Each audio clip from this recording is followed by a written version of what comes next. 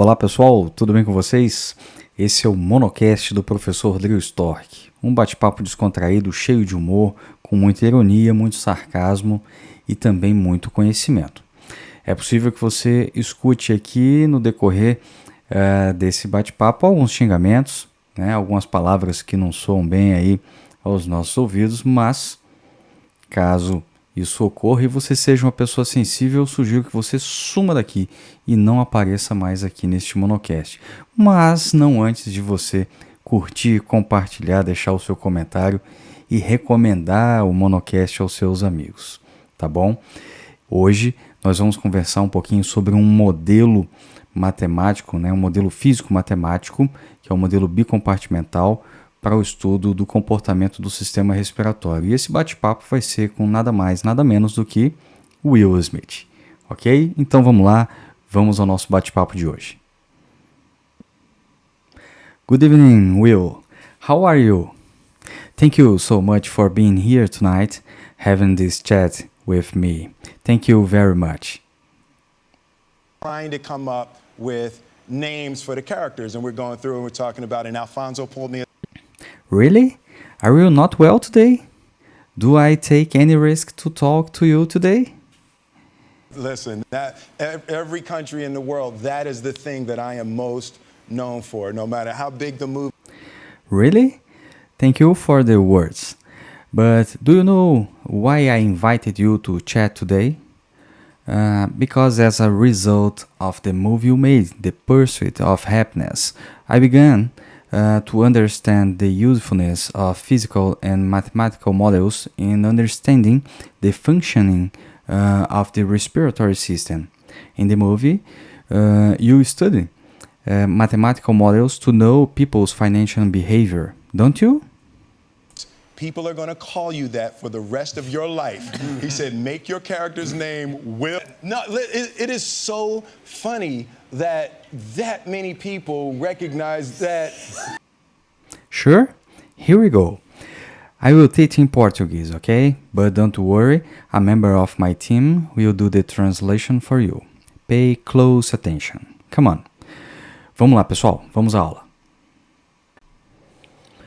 Muito bem, pessoal. Vamos lá. Vamos a esse nosso bate-papo sobre o modelo bicompartimental. Mas antes de falar do modelo bicompartimental, vamos conhecer aqui o modelo unicompartimental. Vejamos que o sistema respiratório é um sistema biológico, né? E obviamente por ser um sistema biológico, ele tem respostas diferentes a depender do estímulo que recebe, né? E pessoas diferentes podem ter respostas diferentes, né, em função de algum tipo de estímulo que o sistema respiratório venha a receber. O fato é que, para que nós possamos entender o comportamento do sistema respiratório, é extremamente importante e necessário que nós tenhamos um modelo que se ajuste bem ao comportamento do sistema respiratório e por meio dele a gente consiga então entender como o sistema está se comportando. A começar pelo modelo unicompartimental, que é esse que você vê aqui, tá? Um modelo onde nós temos a representação aqui em cima, tá? Nós temos uma barra fixa. Veja que essa barra fixa está conectada a uma barra móvel por meio de um conjunto de mola e amortecedor. Veja, mola e amortecedor é o que conectam a barra fixa à barra móvel. A distância entre a barra móvel e a barra fixa a gente vai chamar de volume. Deixa eu colocar aqui. Isso aqui é o volume. Ora, pessoal, se a distância entre a barra fixa e a barra móvel é o volume, no momento em que a gente tem a barra móvel se afastando da barra fixa, o volume tende a aumentar. Tende não, o volume vai aumentar. E quando nós temos a aproximação da barra móvel da barra fixa, então nós temos a diminuição do volume. Obviamente que para a barra móvel se afastar, haverá necessidade de uma fonte geradora de pressão. essa fonte geradora de pressão vai precisar gerar uma pressão suficientemente grande para vencer a soma das dificuldades que serão impostas pela mola e as dificuldades impostas pelo amortecedor. Aquilo que vem da mola a gente vai chamar de componente elástico. Componente elástico. Muito bem. E aquilo que vem do amortecedor nós vamos chamar de componente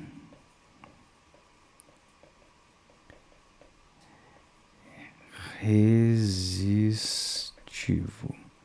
Ou seja, nós temos um componente elástico e um componente resistivo que oferecem dificuldades para que o sistema se movimente. E, portanto, a força gerada, para que o movimento ocorra precisa ser superior às dificuldades impostas.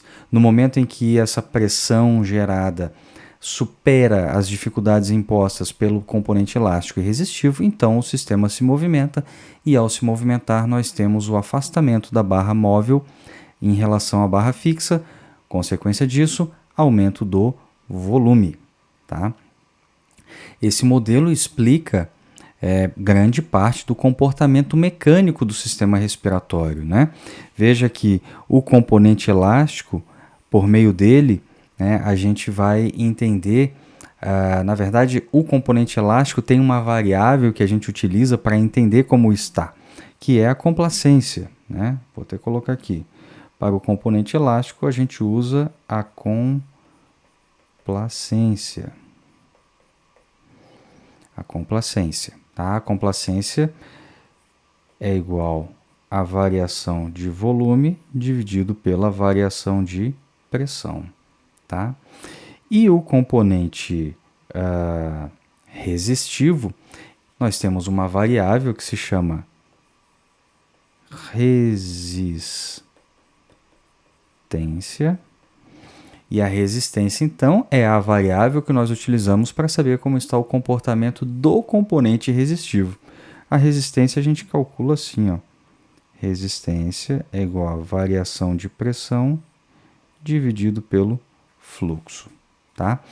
Então, nós temos aí no modelo unicompartimental esse entendimento, tá, do movimento do sistema respiratório, que vai depender do componente elástico e do componente resistivo. É claro que, pelo fato deste modelo não explicar alguns outros comportamentos do sistema respiratório, então se fez necessária a busca pelo desenvolvimento de um outro modelo que fosse capaz de explicar esses outros comportamentos. E aí, então, nós chegamos ao tal modelo bicompartimental, que é esse aqui que você está vendo na tela. Tá? Esse modelo bicompartimental, ele também tem uma barra fixa e uma barra móvel.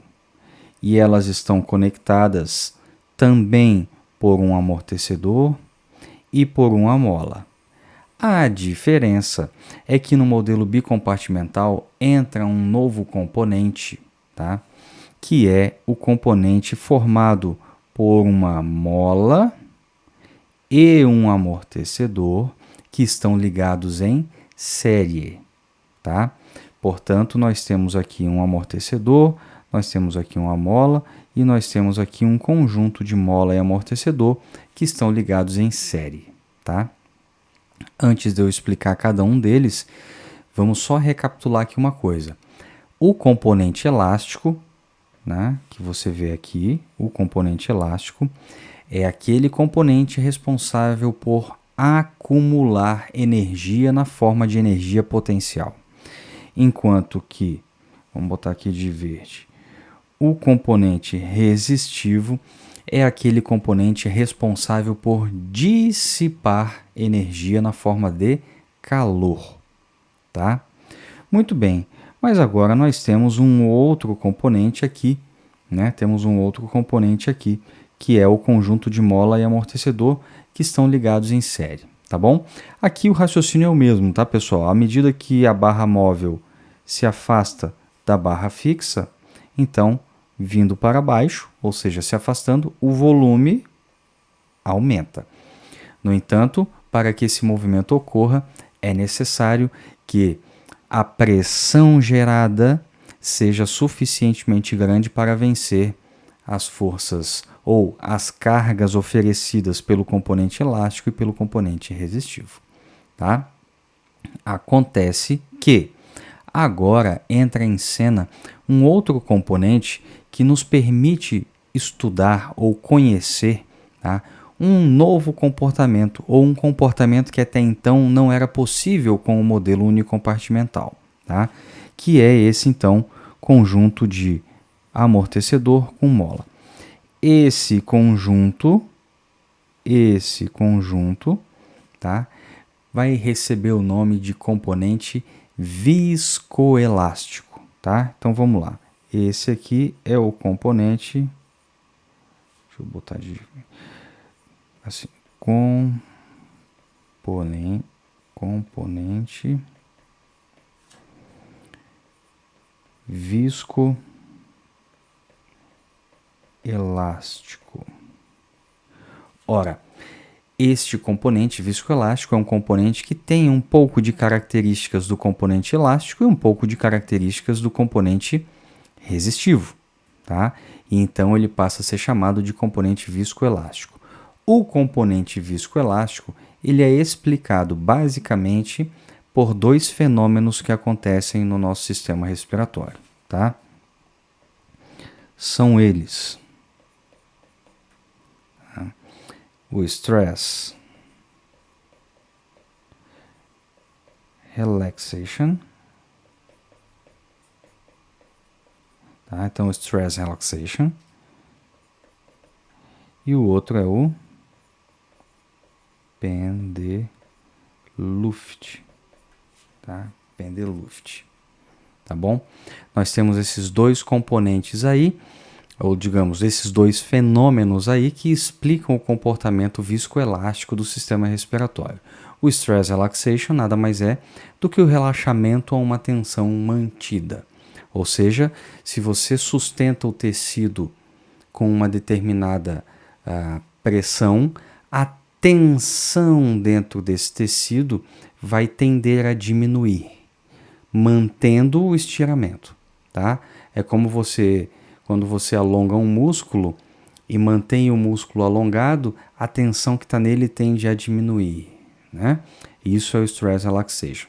E o Pendeluft é aquele é o fenômeno que diz o seguinte: como os alvéolos eles são interconectados, é possível que ao receber gás, um alvéolo acabe recebendo mais ou menos gás do que outro, de modo que nós vamos ter uma expansão ou um preenchimento com gás desigual entre as unidades alveolares.